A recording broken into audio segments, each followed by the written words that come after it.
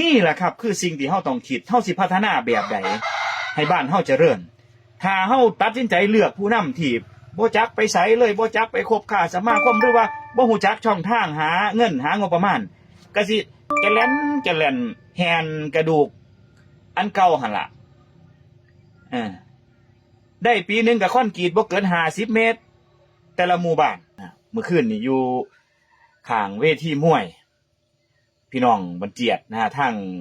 อบต.เจียดหลังเก่า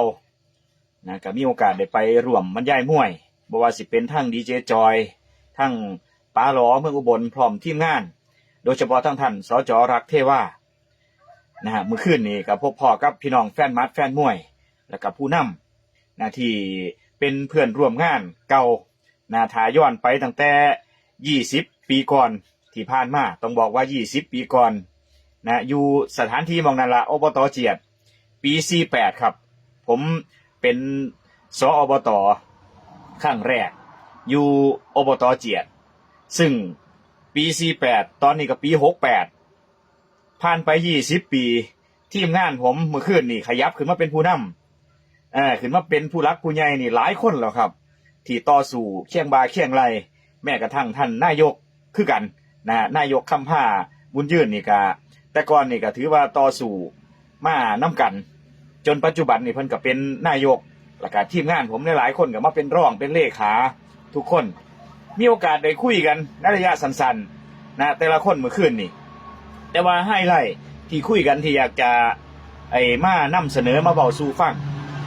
ในปัจจุบันแล้วก็โดยเฉพาะคลิปมื้อนี้สิ่งที่อยากจะเว้าสู่ฟังก็คือเมื่อคืนนี้มีโอกาสได้คุยกับท่านผู้รักผู้ใหญ่หลายๆท่านเพราะว่าอยู่เขตตำบลเจียดนี่เป็นเจ้าตำรับร่ำตังหวายแล้วก็มีวัดผู้ทำพระศิลาทองบ้านนาหนองเชือกวัดทำพระศิลาทองนี่ก็สิเป็นพิพิธภัณฑ์ไหโบราณ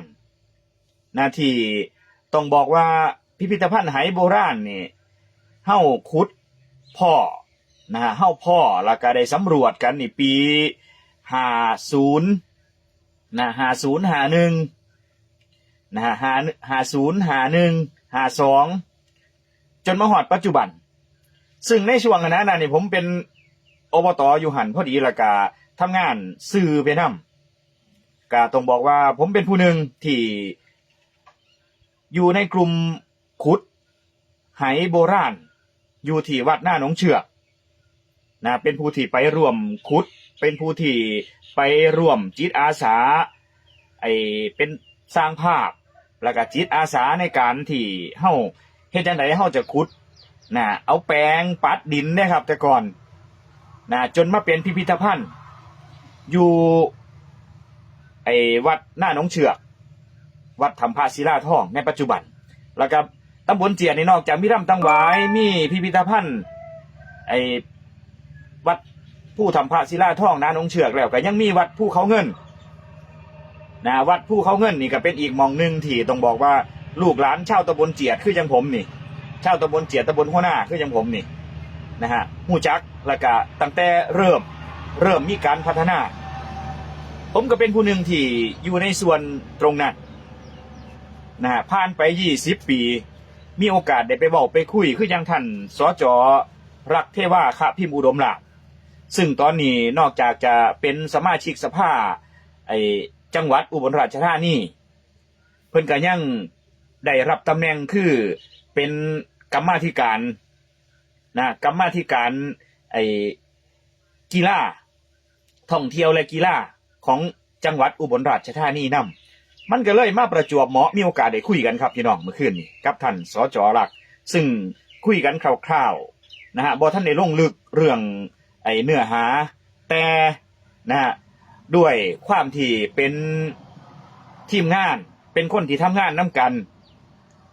เป็นคนที่ขับเคลื่อนเรื่องนี้มานำกันมาตั้งแต่ต้นกับท่านสจ.รักเทวาเฮาก็เลยคุยกันแล้วก็ฮู้เลยเพราะว่าบ่ว่าสิเป็นตำบลเจียดตำบลหัวหน้าในโซนอำเภอเขมราชอำเภอหน้าตาลอำเภอโพไซเขมหน้าโพนี่เฮากำลังอยากขับเคลื่อนแล้วก็ช่วยกันพัฒนา ซอฟต์พาวเวอร์ในชุมชนนะฮะเพราะว่าถนนคนเดินอำเภอเขมราชตอนนี้ถือว่าติดตลาดนักท่องเที่ยวซื้อคนหูจัก 3,000 โบกอำเภอโพไซซื้อคนหูจักไปทั่วโลกวัดพระเจ้าใหญ่วัดปากแซงวัดพระโตวัดปากแซงซื้อทุกคนหูจัก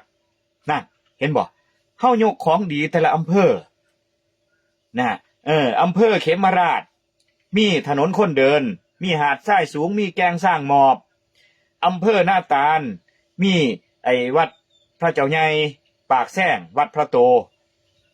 นะฮะแล้วก็มีหาดชมดาวอำเภอโพไซมี 3,000 โบกมีผู้ดานท่อง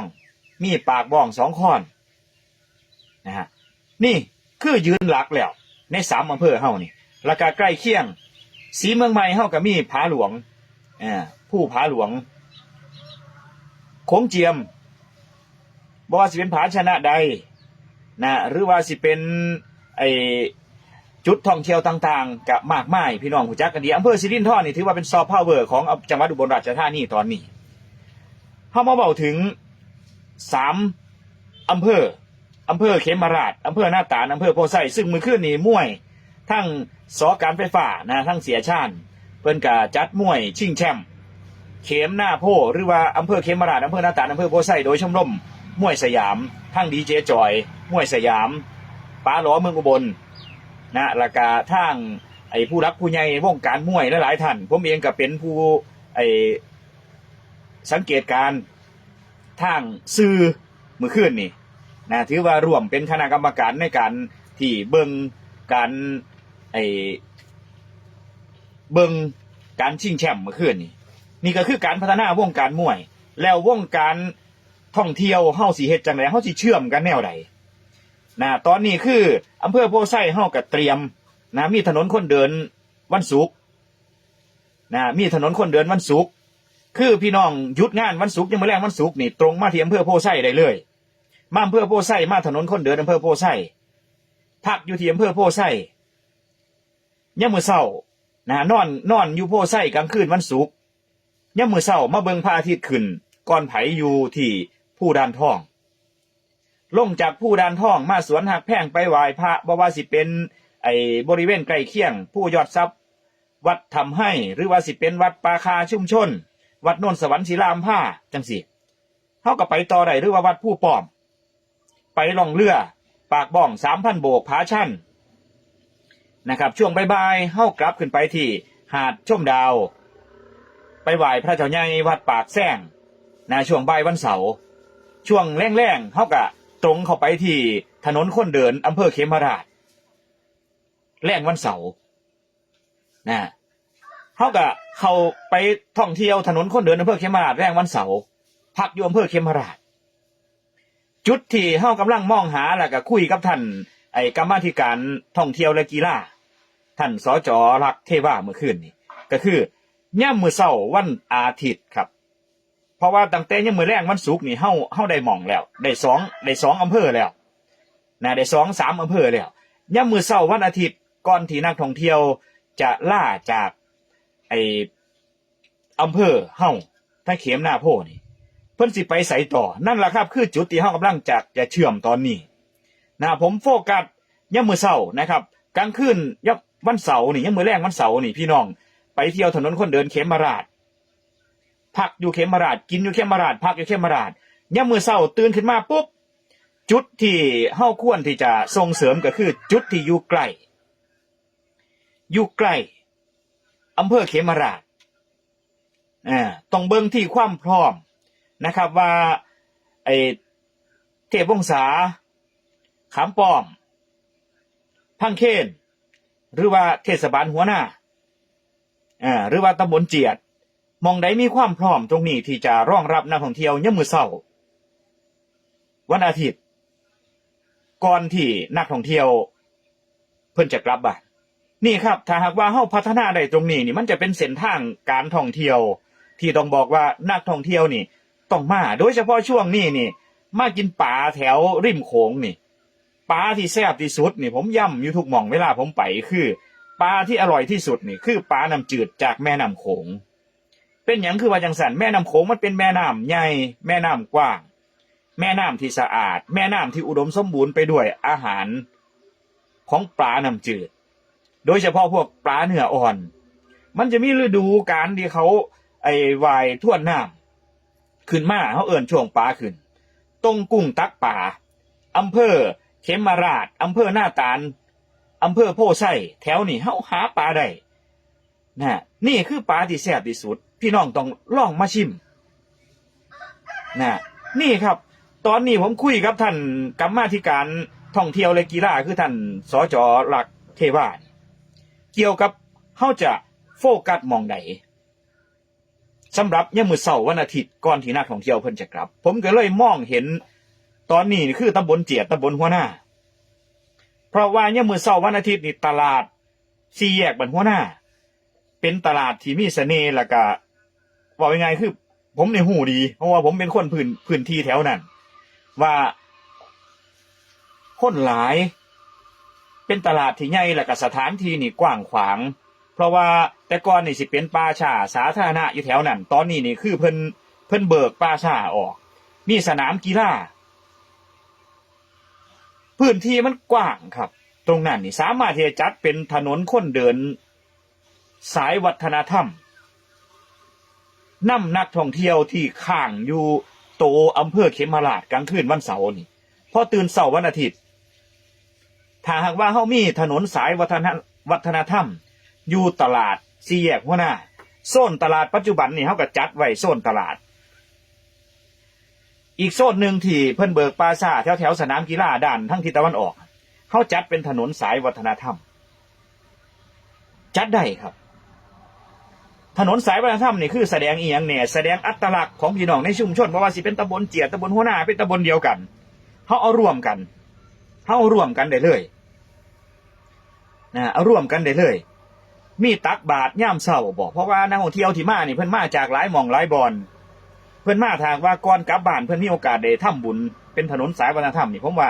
ตรงนั้นแหละครับจะเป็นจุดขายเฮามีหยังดีๆของดีๆอัตลักษณ์เฮาอยู่ในตำบลหัวหน้านี่เฮาเอามาโชว์ครับแสดงโชว์เลยจัดโซนหนึ่งให้เป็นโซนนะถนนสายวัฒนธรรมพี่น้องอยู่ตำบลหัวหน้านี่เพิ่นจะมีแข่งวาวผมคุยกับสาวดีเจรักเมื่อคืนการแข่งวาวบ่น้อยหน้าเราการแข่งวาวบ่น้อยหน้าเรานี่เป็นของดีเลยเป็นซิกเนเจอร์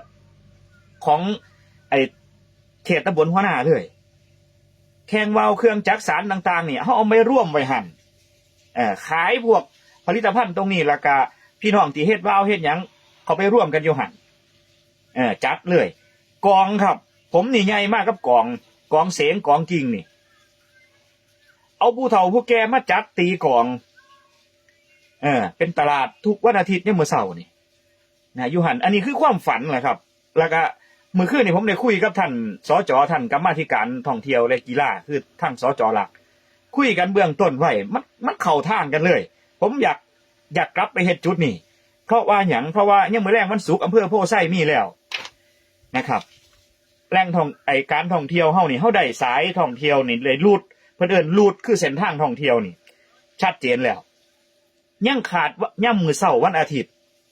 ที่เฮาสิพานักท่องเที่ยวไปต่อไสที่บ่ไกลกับเขมราชเพราะว่ายังมื้อแรงวันเสาร์นี่คือทุกคนมุ่งไปที่ถนนคนเดินเขมราชอยู่แล้วกินอยู่เขมราชพักอยู่เขมราชย่ำมื้อเช้าวันอาทิตย์นี่เฮาจะเชื่อมหม่องใดต่อนั่นล่ะครับคือถ้าหากว่าเฮามีถนนสายวัฒนธรรม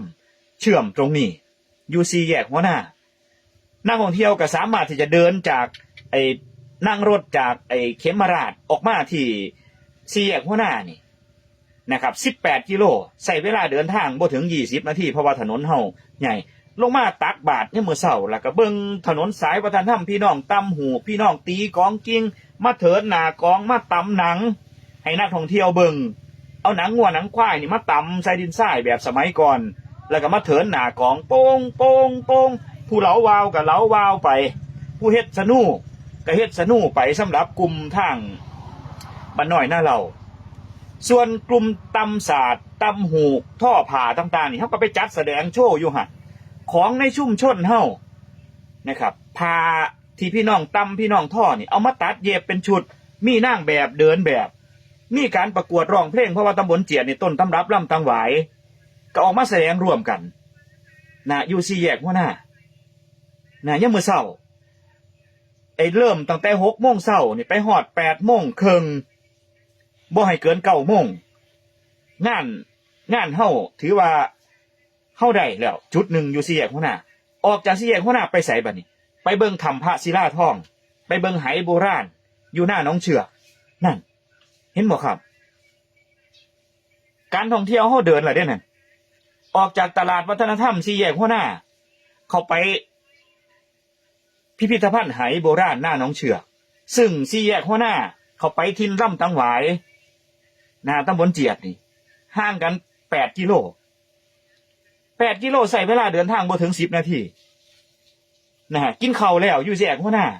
เข้าไปเบิ่งไหโบราณมีร่ำตังหวายค่อยโชว์อยู่ตำบลเจียดออกจากถ้ำพระศิลาทองไปภูเขาเงินซึ่งเป็นหม่องศักดิ์สิทธิ์หม่องท่องเที่ยวที่ต้องบอกว่าสายวิถีพุทธนี่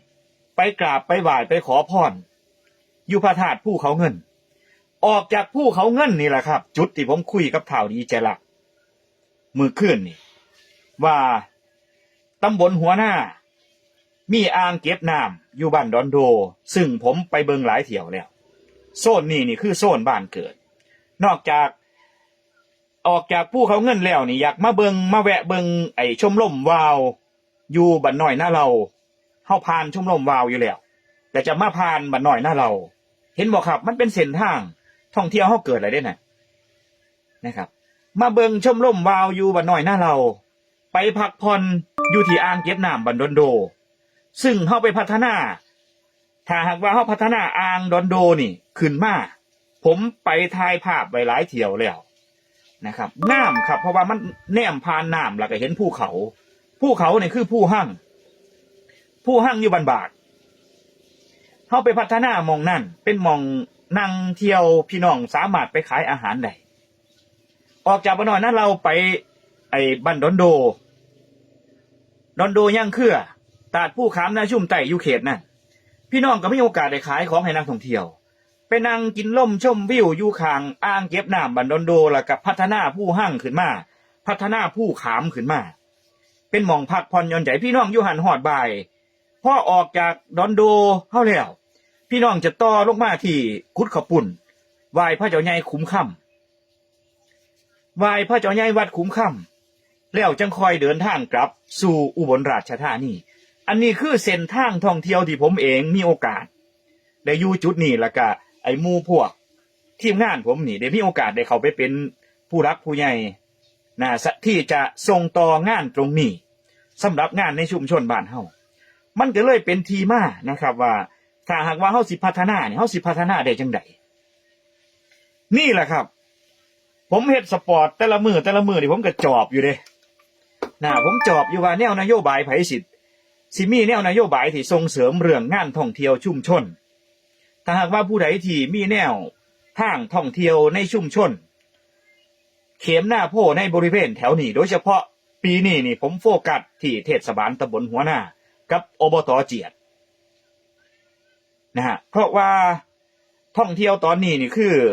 เท่าที่ผมได้สัมผัสแล้วก็ผมได้ทำงานร่วมกับผู้หลักผู้ใหญ่ในงานท่องเที่ยวหลายๆท่านบ่ว่าสิเป็นท่องเที่ยวและกีฬาทั้งสื่อต่างๆอยู่ในจังหวัดแล้วก็ทั้งนายกสมาคมท่องเที่ยวต่างๆแล้วก็ผู้ประกอบการท่องเที่ยวต่างๆที่มีโอกาสได้เว้าได้คุยกันเขมหน้าโพที่ท่านอาจารย์ประสานแล้วก็ทั้งท่องเที่ยวกีฬาแล้วก็นายกสมาคมท่องเที่ยวแห่งประเทศไทย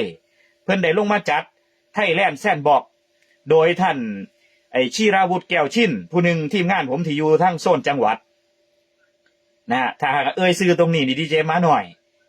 ดีเจมาหน่อยอารมณ์ดีนี่พี่น้องสิจื้อกันดีผู้สมัครสสรอบที่ผ่านมาว่างั้นนี่คือผู้หนึ่งที่ซอยขับเคลื่อน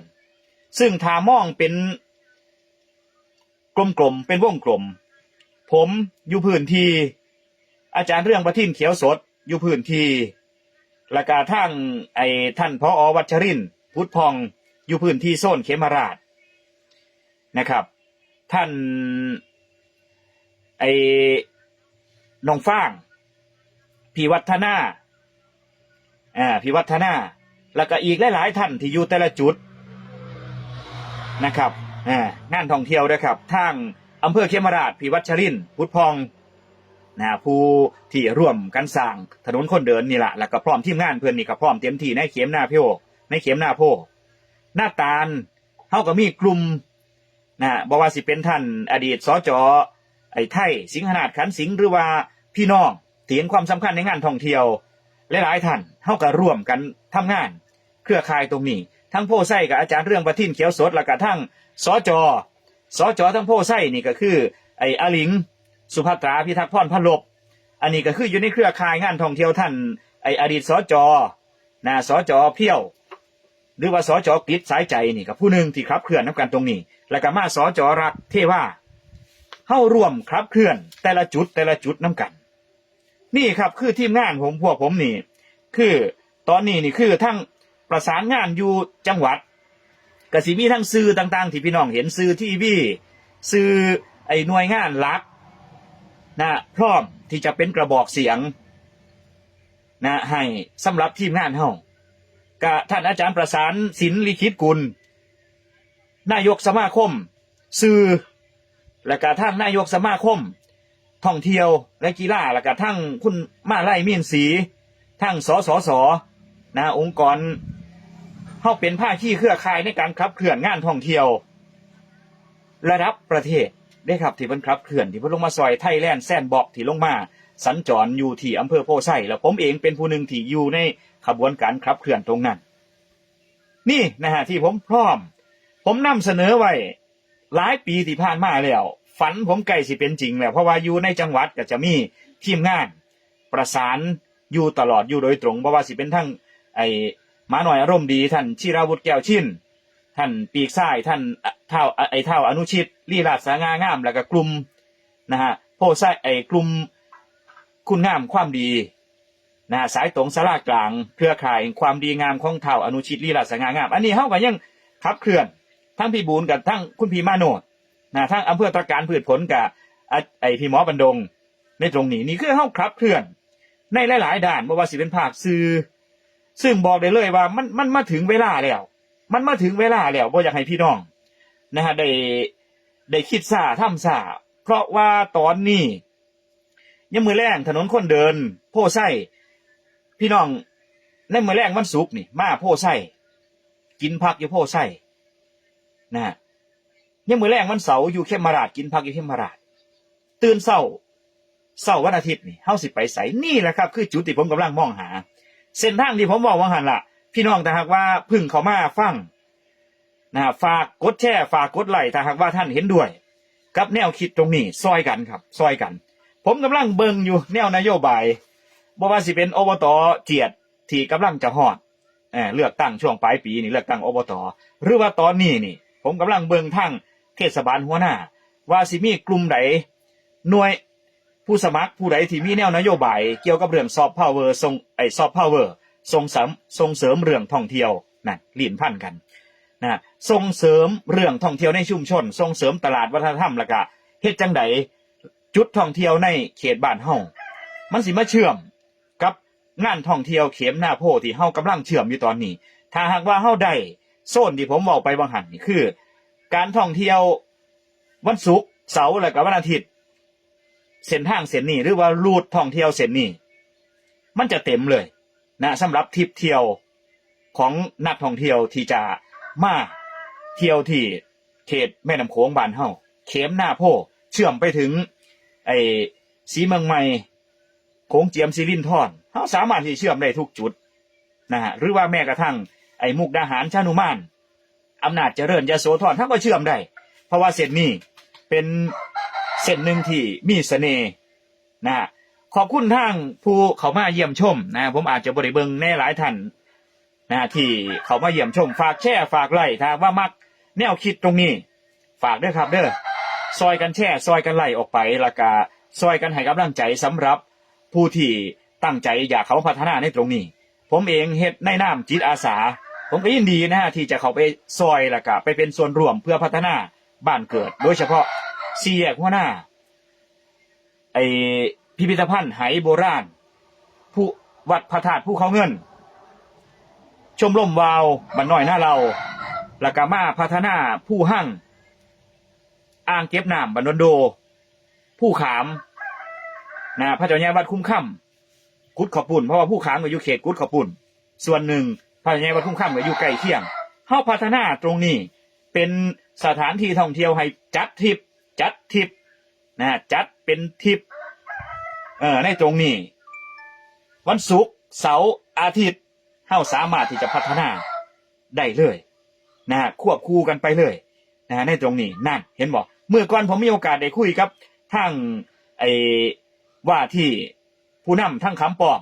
ว่าที่สมาชิกเพิ่นมาเพิ่นก็บอกว่าทั้งคำป้อมตอนนี้ก็พัฒนารองรับไว้แล้วสำหรับเรื่องท่องเที่ยวบ่ว่าสิเป็นแถวบันเตยแถวผู้ล้อมเข่าแถวหยังต่างๆพัฒนาได้นั่นเห็นบ่มันเชื่อมได้ล่ะเด้นะฮะยามมื้อแลงตรงมาอำเภอโพไซเลยมีถนนคนเดินอำเภอโพไซกินพักอยู่ถนนคนเดินอำเภอโพไซยามมื้อแลงวันศุกร์ยามมื้อเช้ามาขึ้นผู้ดานทองเบิ่งพระอาทิตย์ขึ้นก่อนไผอยู่ผู้ดานทองหนองผักแว่นมาสวนหักแพงนะครับลงจากผู้ดานทองหาหม่องกินข้าวแล้วไปไหว้พระที่ครับ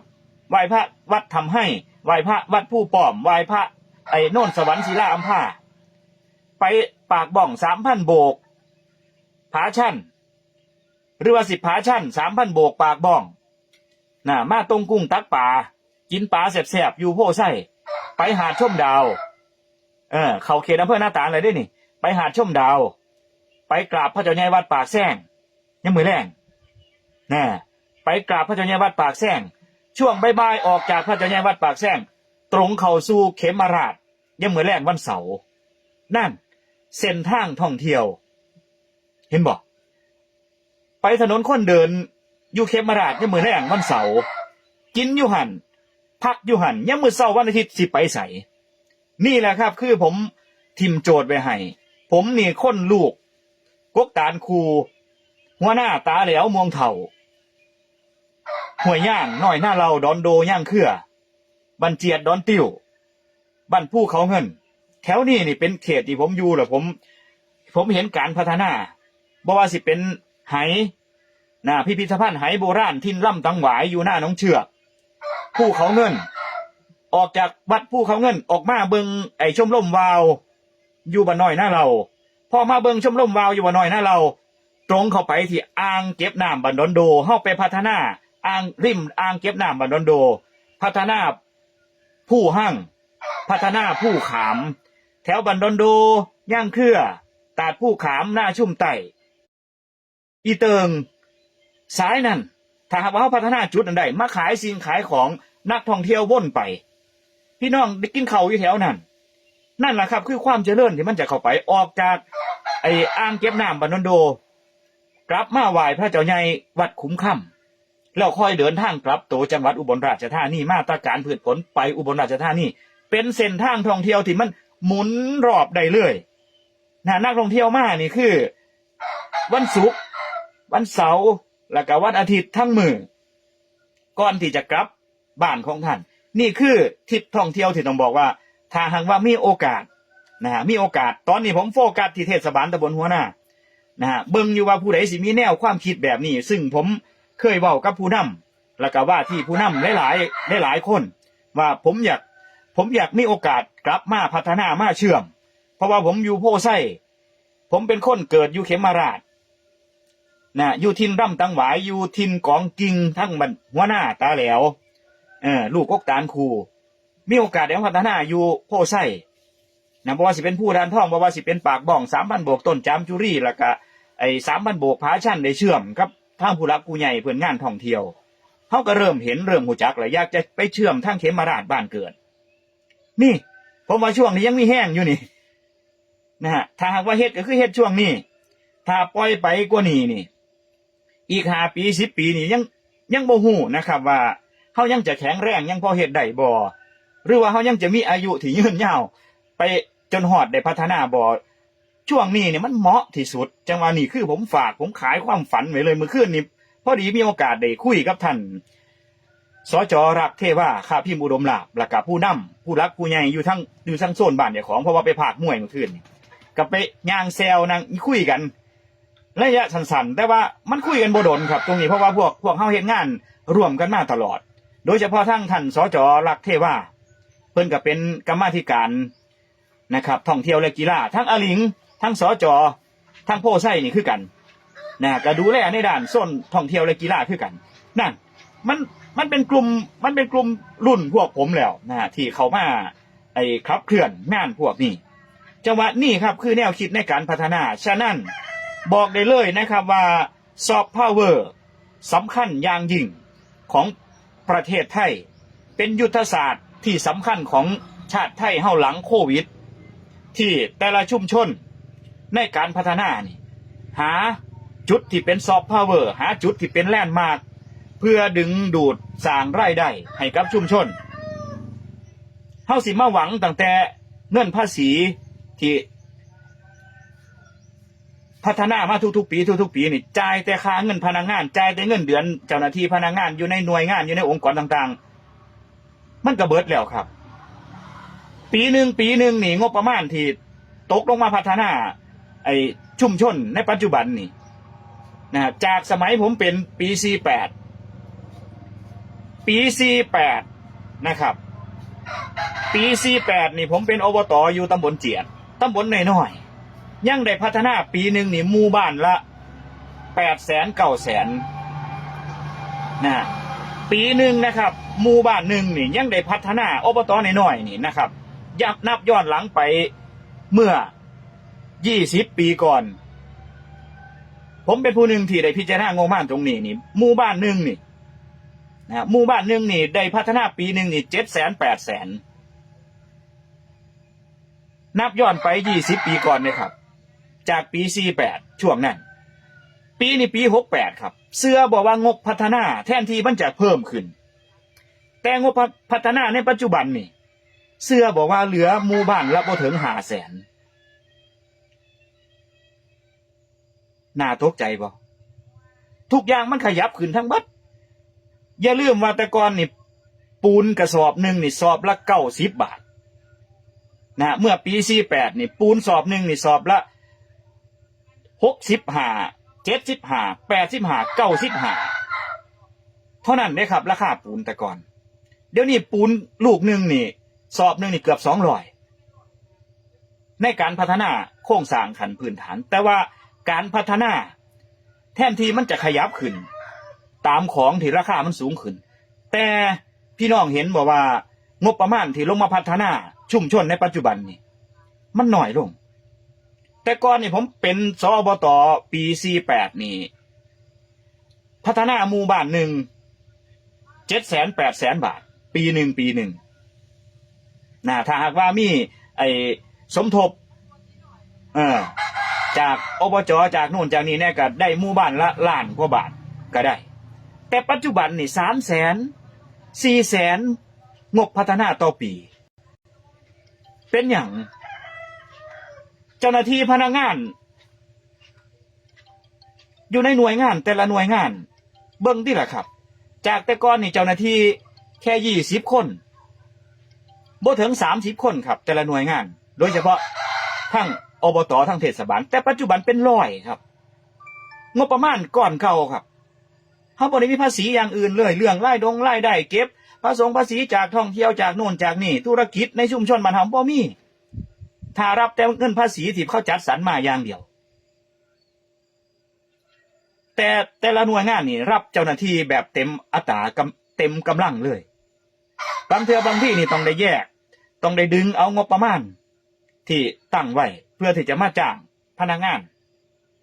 มันก็เลยบ่มีงบในการพัฒนาครับต้องอาศัยงานท่องเที่ยวนี่ที่จะเข้ามาเพิ่มเป็นรายได้ที่จะเข้ามาเสริมเป็นรายได้ให้กับพ่อแม่พี่น้องในชุมชนเมื่อพ่อแม่พี่น้องในชุมชนมีรายได้เฮาก็จะได้ภาษีเพิ่มขึ้นเมื่อได้ภาษีเพิ่มขึ้นความเจริญเพิ่มขึ้นงบประมาณจากหน่วยงานอื่นมันก็จะเข้ามาโดยเฉพาะงบจากท่องเที่ยวและกีฬามันจะเข้ามาเสริมงบที่เฮามีอยู่แล้วนี่แหละครับคือสิ่งที่เฮาต้องคิดเฮาสิพัฒนาแบบใดให้บ้านเฮาเจริญ ถ้าเฮาตัดสินใจเลือกผู้นำที่บ่จักไปไสเลยบ่จักไปคบค้าสมาคมหรือว่าบ่ฮู้จักช่องทางหาเงินหางบประมาณก็สิแกะแล่นแฮนกระดูกอันเก่าหั่นล่ะได้ปีนึงก็คอนกรีตบ่เกิน50เมตรแต่ละหมู่บ้านเงิน 2-3 แสนพัฒนาหมู่บ้านสิได้อีหยังล่ะตั้งแต่20ปีก่อนยังได้700,000 800,000อยู่ผมสู่มาพัฒนาบ้านดอนติวยังได้เฮ็ดหลายแนวขนาด20ปีก่อนปูน75 85แบบแพงก็95เท่านั้นต่อสอบแต่ปัจจุบันนี่ปูนเกือบ200เหล็กเส้นนึงว่าซั่นนี่100กว่าบาทแต่ก่อนนี่เหล็กเส้นละ40กว่าบาทนั่นเห็นบ่ของมันขยับขึ้นสูงครับกายเคิงจากแต่ก่อนแต่ว่างบประมาณที่เฮาได้รองรับปัจจุบันนี่ลดลงกายเคิงคือกันถ้าหากว่าเฮาบ่สร้างแลนด์มาร์คบ่สร้างซอฟต์พาวเวอร์นี่เขามาซอยเฮาสิพัฒนาแบบใดให้บ้านเฮาเจริญนี่ครับฝากไว้ให้คิดครับตรงนี้นะผมมีโอกาสได้เข้ามายืนอยู่จุดนี้แล้วก็ทีมงานเฮามีโอกาสได้เข้ามาอยู่ในโซนหน่วยงานต่างๆที่สา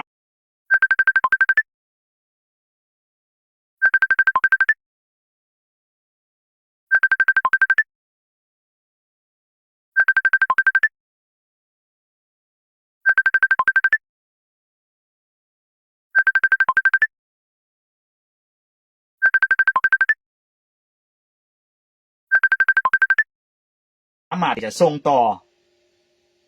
ความต้องการของชุมชนเฮาจังว่ารอบนี้นั่นพร้อมแล้วนะที่เฮาจะขยับงานท่องเที่ยวในตรงนี้เข้ามาสู่การพัฒนาผู้ใดมีแนวคิดคือกันนะฮะฝากแชร์ฝากไลค์ฝากส่งต่อแล้วก็ซอยกันเป็นกำลังใจกับคนที่มีแนวคิดที่อยากจะพัฒนาในด้านนี้นะโดยเฉพาะด้านจิตอาสางานส่งเสริมท่องเที่ยวตลาดชุมชนซอฟต์พาวเวอร์แลนด์มาร์คแต่ละจุดเข็มหน้าโพในเขตนี้นะผู้ใดที่คิดว่าตั้งใจอยากจะเฮ็ดแนวทางนี้ฝากแชร์ฝากไลค์คลิปนี้ให้ได้ไปฮอดทุกๆคนละกะเขามารวมเป็นพันธมิตรเขามารวมแนวทางแนวคิดนํกันเพื่อสร้างสรรค์พัฒนาชุมชนของเฮาสร้างมือนี้ไว้มันอาจจะยังบ่ทันเจริญณตอนนี้